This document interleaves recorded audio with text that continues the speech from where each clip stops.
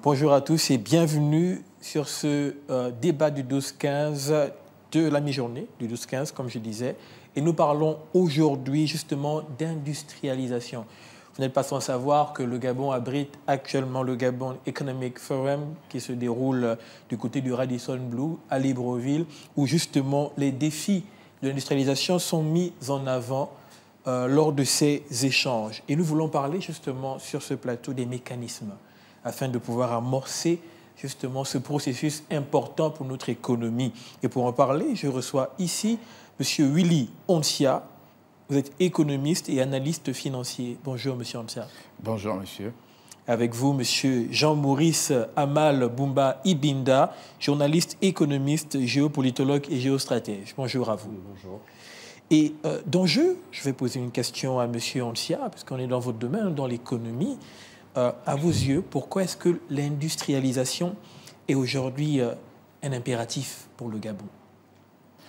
Je crois que la problématique n'est pas simplement gabonaise, c'est une problématique continentale. Il faut savoir que la part de marché mondiale de l'industrie africaine représente 2%. Toute l'Afrique? Pour toute l'Afrique. D'accord. Ça veut dire que l'Afrique n'a pas encore entamé sa révolution industrielle. Et il y a un certain nombre de facteurs qui limite cette industrialisation aujourd'hui. Et il est question au Gabon, comme dans le reste de l'Afrique, de faire tomber ces barrières pour pouvoir avoir un système productif qui soit beaucoup plus étoffé que la réalité que nous avons aujourd'hui. Cela vient d'un principe simple. On a la loi d'Irving Fisher qui dit qu'il y a un lien de causalité et d'effet entre la production,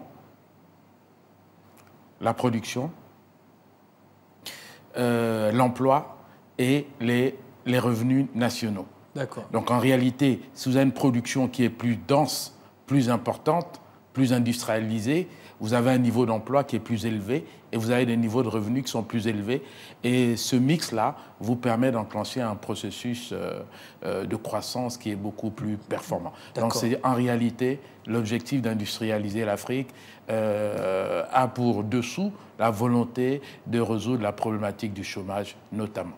Justement, et pendant que vous parlez, je me rends compte que peut-être qu'on devrait mieux définir c'est quoi une industrie. Il y a quoi dans le mot industrie? Ça signifie quoi exactement? Le mot industrie, c'est essentiellement tout ce qui est lié à la transformation. Tout ce qui est lié à la transformation. Donc, le fait d'extraire, par exemple, du pétrole, ce n'est pas une industrie? C'est une industrie de l'extraction. D'accord. Mais on est plus dans l'industrie manufacturielle, c'est ce qui consiste à transformer les ressources naturelles en produits finis. C'est le cas dans l'automobile. Par exemple, on fabrique des véhicules, mais pour avoir un véhicule, vous avez besoin du fer, qui est transformé pour faire l'armature de la voiture. Vous avez besoin de plastique pour pouvoir équiper un certain nombre de choses. Donc, tous ces éléments de transformation vous donnent un produit fini qui est un véhicule. Et le secteur automobile est un des secteurs de l'industrie mondiale. D'accord, mais excusez-moi, toujours avec vous, Monsieur Onsia, vous avez donné un chiffre, 2%. Lorsqu'on pense au Nigeria, premier producteur africain de pétrole, qu'on pense à l'Afrique du Sud, première économie, et même qui a une dimension transformative, quand on pense à l'Égypte, quand on pense au Maroc, on se pose la question, comment 2%? Qu'est-ce qui manque à l'Afrique pour dépasser ces chiffres-là, avant de revenir au Gabon? C'est le problème du retard technologique. Nous ne maîtrisons pas toutes les technologies aujourd'hui. Nous avons un retard d'un point de vue de la maîtrise technologique. Nous avons un marché qui est l'un des plus vastes, parce qu'aujourd'hui, l'Afrique représente à peu près 1,4 milliard d'habitants, avec un objectif de 2,5 milliards d'ici 2050. Donc le marché africain est un marché important. Mais en termes de maîtrise technologique et de transfert des technologies, nous n'avons pas la maîtrise des technologies qui permet de développer de manière sereine les industries en Afrique. Donc la technologie aujourd'hui, elle est essentiellement américaine, européenne et chinoise et japonaise. Donc c'est pour ça que dans ces pays, il y a une très forte industrialisation. Nous avons les matières premières, mais nous ne maîtrisons pas les technologies qui permettent de transformer ces matières premières pour avoir une industrie qui soit performante. Okay. Monsieur Boumba Ibinda, nous avons les matières premières, mais nous ne maîtrisons pas les technologies. On comprend donc que le facteur humain et certainement les capacités humaines, donc les personnels compétents manquent un peu en Afrique. Comment est-ce qu'on peut expliquer ça en 2025? Non, moi je pense que le problème est ailleurs. Permettez-moi d'aborder la question sous un angle beaucoup plus géopolitique et géostratégique. Vous savez que lorsque nous avons obtenu les accords, ces accords qu'on avait signés avec notre patron, n'est-ce pas?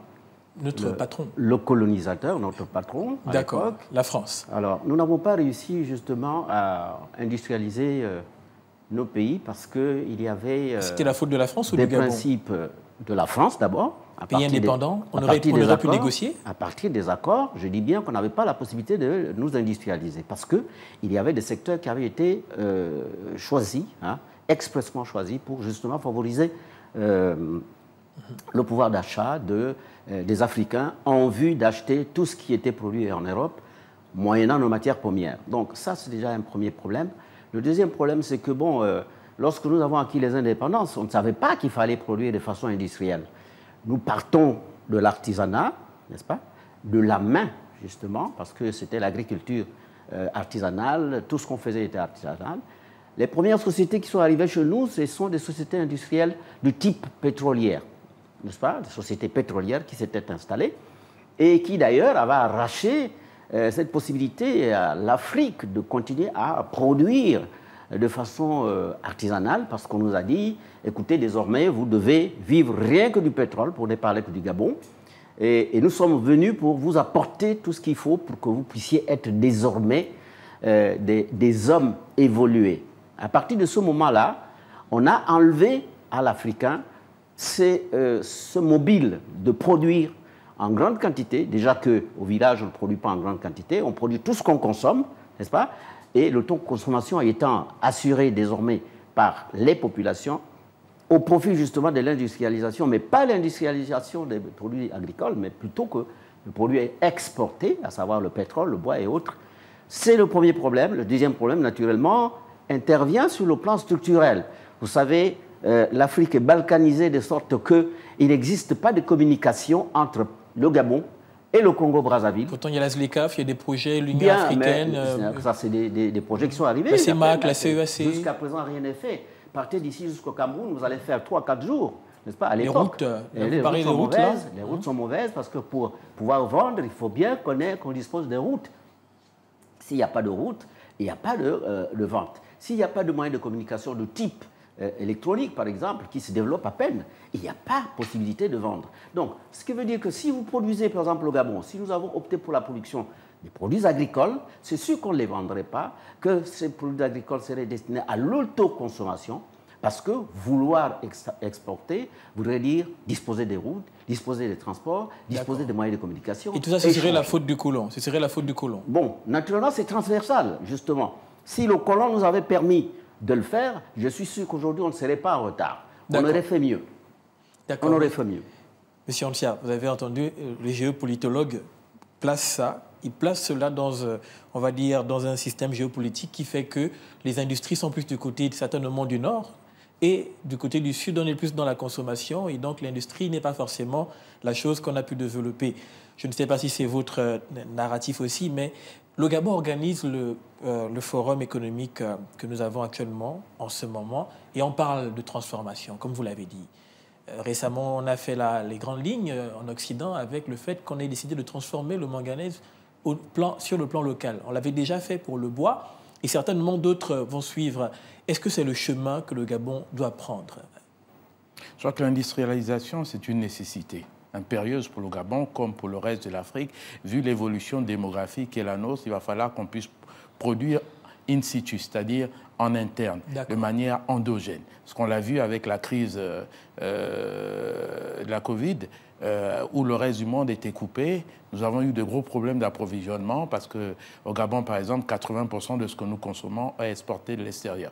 Je pense qu'il y a un moment, il faut arrêter avec cette politique et revenir à une situation de minimum de souveraineté nationale. Et je pense que c'est la volonté du président Brice Clotaire Oligui Nguema, chef de l'État, chef du gouvernement, de rendre le Gabon plus autonome d'un point de vue économique.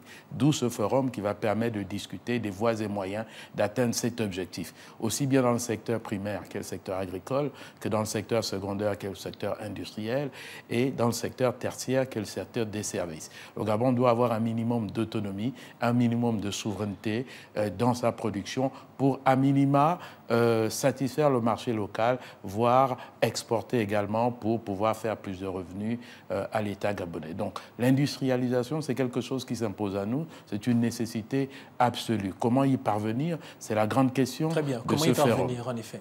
Allez-y, comment est-ce qu'on peut y parvenir? Parce que c'est bien beau de le dire, depuis les années 60, on a compris que l'on essaye.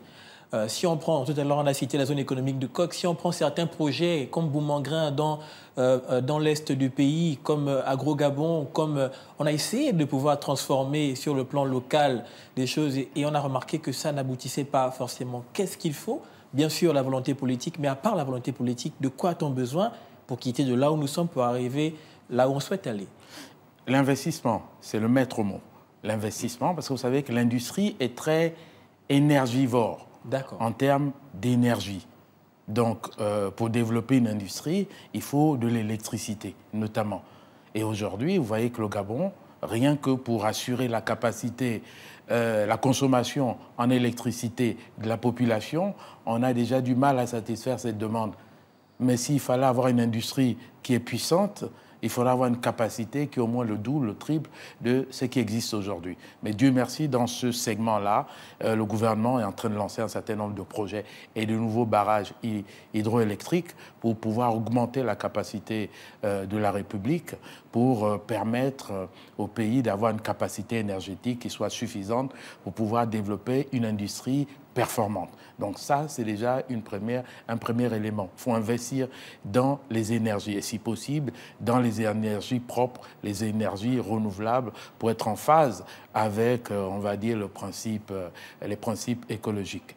Voilà. Dans un second temps, je le pense, il faut développer les infrastructures, notamment les infrastructures de transport. Parce que quand on a une industrie, cette industrie doit pouvoir, vous avez un point de production en Boumango, où vous avez développé une activité agricole ou quelconque, ou une activité industrielle, et cette activité doit pouvoir alimenter l'ensemble du pays. Et s'il n'y a pas de route, vous comprenez très bien que ça va alourdir les coûts de déploiement de la production. Donc il faut absolument traiter ces problématiques liées aux infrastructures, notamment routières, de transport, de santé et ainsi de suite. Il faut naturellement, parce que là aussi, on a un retard au niveau des ressources humaines. C'est-à-dire que nos ressources humaines ne sont pas en capacité aujourd'hui en adéquation avec ce qui est nécessaire pour développer une industrie. Nous avons des ressources humaines qui sont plus littéraires que techniques, alors que les industries sont des domaines très techniques où on a besoin de beaucoup d'ingénieurs. Donc, ce qui veut dire que très pratiquement, il faut renforcer les ressources humaines et renforcer la formation technique des Gabonais pour être en phase avec cette volonté de développement de l'industrie dans notre pays. Justement, M. Nsia, lorsqu'on aborde dans ce sens, pour qui fait cette industrie? Si jamais présentement au Gabon, nous n'avons pas les capacités humaines, va-t-on encore devoir importer des connaissances, sachant la tendance, on va dire, dans le pays, c'est-à-dire de privilégier ce qui est gabonais, comme revenir au Gabon d'abord? Est-ce que c'est maintenant qu'il fallait le faire et on n'aurait pas d'abord dû commencer peut-être par la formation, par le fait d'envoyer des gens pour devenir ingénieur, comme vous dites, etc. Les choses doivent se faire en parallèle, ensemble. Aujourd'hui, lorsqu'on signe une convention, il doit avoir une clause de transfert de compétences, donc de formation localement des Gabonais in situ par rapport au sujet traité. Aujourd'hui, le gouvernement a pris 2 mesures fortes. La première, c'est interdire l'exportation du manganèse à l'horizon 2029, ce qui va obliger les producteurs dans le secteur minier du manganèse à installer des usines de transformation de premier ou de second niveau de manganèse avant exportation. Donc automatiquement, cette mesure va entraîner une formation des Gabonais qui vont être employés dans ce secteur-là, même si au départ on fait venir un certain nombre d'étrangers, mais il y a un objectif que dans un horizon de 5 à 10 ans, les Gabonais puissent se substituer et prendre le relais très rapidement. Une fois que les usines seront in situ sur le pays, automatiquement on mettra à niveau les ressources gabonaises. gabonaise. Et dans ce domaine, je dois dire qu'il y a une école de mine qui existe également à Mwanda, donc il y a déjà un effort de formation dans ce segment. La même chose a été faite dans le secteur du bois. On a vu les emplois que ça a créé au niveau de la transformation du bois. On a également interdit très récemment, on va interdire très prochainement, l'importation de la volaille, ce qui va obliger le pays à développer une industrie avicole oui. Dans ce domaine, avec des formations qui vont suivre en relation avec les domaines retenus. Donc il y a des décisions très fortes qui ont été prises par le gouvernement, mais il faut que les investissements suivent et les bons partenariats aussi. Monsieur Boubaye Binda, en tant que géostratège, est-ce que vous pensez que l'industrialisation mal planifiée, c'est-à-dire parce qu'il y a des risques qu'il y ait des erreurs qui soient faites dans le processus que M. Oncia vient de décrire, ou alors qu'elle soit trop dépendante des partenaires extérieurs, quelles pourraient être les conséquences pour le pays? Moi, je pense qu'avant de parler des conséquences, il faut d'abord revenir à la structuration du processus d'industrialisation. Vous savez que jusque-là, on n'a jamais produit une Gabon, comme on dit. Tout vient de l'extérieur. Vous savez également que tout ce que nous consommons aujourd'hui, tout ce que nous produisons, c'est l'œuvre des emprunts extérieurs.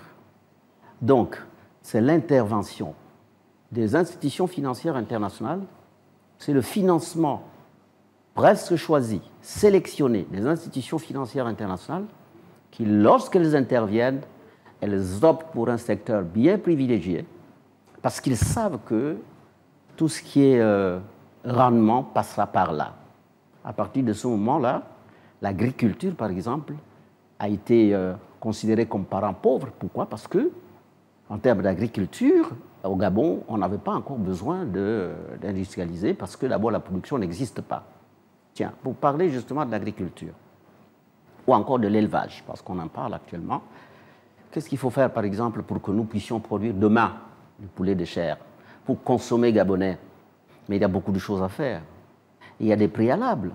Premièrement, il faut identifier les sites, parce qu'on ne peut pas produire là où les sites ne sont pas tout à fait adéquats, par exemple. Okay?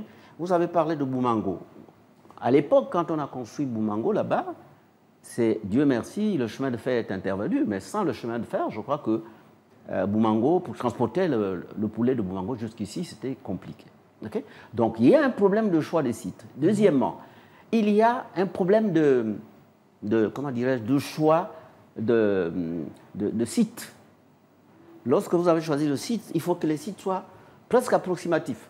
C'est-à-dire que vous produisez ici, vous soignez ici les poulets, vous en tuez ici, ça passe au système de stockage et de là, on passe à la vente.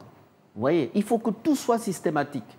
Parce que si, imaginez par exemple avec tout ce qui se passe au niveau du chemin de fer, vous prenez, je crois, des tonnes de poulets que vous allez transporter de Franceville à Libreville en passant par le chemin de fer. Imaginez qu'il y ait, enfin, je ne le souhaite pas, qu'il y ait par exemple des déraillements, vous allez perdre des tonnes et des tonnes de poules, n'est-ce pas? Alors que si on avait construit par exemple à partir de Ntoum ou bien Libreville, l'intérieur de Libreville, mon Dieu, le Gabon est encore suffisamment disponible du point de vue des surfaces cultivables. Mais plutôt que de viser plus loin, autant viser les sites stratégiques, par exemple. Là où il y a le port, il faut installer une usine. À côté de l'usine, il faut installer là où on peut produire, par exemple, des poules. D'où les zones économiques spéciales. Les zones économiques spéciales d'un coq. Voilà, par exemple, une... Encore que là, on n'a même pas privilégié l'agriculture. Je pense qu'on parle de Mayumba aussi. Mayumba aujourd'hui, mais Mayumba également, nous allons tomber dans le même problème parce que le chemin de fer Libreville-Mayumba n'est pas encore construit. Si aujourd'hui vous construisez, c'est vrai qu'il faut anticiper. Hein, il faut élever certainement du poisson, il faut produire du poisson, mais il faut bien le transporter et il faut le vendre. Mais si le chemin de fer n'est pas fait, vous voyez, donc on met la charrue avant les bœufs. C'est ce qui a prévalu jusqu'à présent. Nous n'avons pas pensé qu'il fallait d'abord privilégier le système classique, n'est-ce pas, avant d'industrialiser, parce qu'il faut d'abord suffisamment de la production, ensuite on industrialise, après on passe au service. Donc le service-vente. Il y a cela. Il y a également la sélection. Parce que la main-d'œuvre, vous savez bien que généralement, lorsque une entreprise étrangère s'installe au Gabon, ce sont des étrangers qui font fonctionner cette entreprise-là. Généralement, il n'y a pas d'étude de main-d'œuvre. Cela se passe comme le si transfert de compétences, ça arrive et peut-être. puis on appelle des Gabonais, quelques privilégiés qui vont venir. Et puis finalement, ce n'est pas le Gabonais qui en profite. Il faut faire en sorte qu'avant de produire, par exemple, ou bien avant d'installer une usine de production, il faut que la main-d'œuvre soit déjà formée d'avance. Au moins, une fois formée, une fois l'usine arrivée, où il n'y aura pas de rupture entre la main-d'œuvre et le produit. Vous voyez? Oui, donc ce sont des préliminaires qu'il faut absolument mettre en place si vous voulez que nous puissions avancer. Deuxièmement, il y a le système de transport. J'en parlais tout à l'heure. Oui, les routes. La CEMAC aujourd'hui, est-ce que vous pouvez faire le tour de la CEMAC en une semaine? Rien. Vous partez d'ici à Brazzaville, vous ferez 3 ou 4 jours. Vous partez d'ici au Cameroun, vous ferez 2 jours. Vous partez d'ici à Bangui, alors là, c'est plus loin. Ainsi de suite. Ne parlons pas de la RDC qui est aujourd'hui déstabilisée. Est-ce que vous pensez que même si on produit gabonais, est-ce que vous pensez qu'on peut vendre à l'extérieur de façon à faire en sorte que nous ayons la plus-value? On aura peut-être une réponse avec M. Antia, mais il y a un point important. M. Boubaye Binda vient de parler d'un enchaînement dans le système, on va dire, industriel. Il parle qu'il faut d'abord qu'il y ait de la production et ensuite il y a industrialisation. Est-ce que ce qu'on fait maintenant, ce n'est pas commencer par vouloir industrialiser un domaine où il n'y a pas encore assez de production? Voilà. Mais on veut industrialiser parce qu'aujourd'hui, en ce qui concerne les volailles, il y avait une industrie qui fonctionnait très bien. On a tous mangé du poulet de Boumango, on se porte bien aujourd'hui. Donc ça s'est arrêté. On ne sait même pas comment ça s'est arrêté et pourquoi. C'est toujours la malgouvernance. Voilà. Donc il faut avoir des objectifs ambitieux. Et c'est ce que souhaite le président Brice Clotaire Oligui Nguema. Il souhaite avoir une ambition dynamique pour le Gabon. Et pour cela, il a annoncé des objectifs très puissants. Il reste aux équipes de les mettre en place. C'est une nécessité. Mais pour que le Gabon soit compétitif, il faut absolument, parce qu'on parle de production, on parle d'industrie. Pour produire, il y a ce qu'on appelle les inputs de production. Les inputs de production, ce sont les facteurs de production. Et il y a 3 types de facteurs principaux pour être compétitifs en matière industrielle. Il y a le travail, il y a le capital, il y a l'énergie. Il s'avère qu'aujourd'hui, Libreville, par exemple, est la 4e ville la plus chère en Afrique, parmi les premières. Donc le coût des facteurs de production à Libreville est plus élevé qu'ailleurs en Afrique.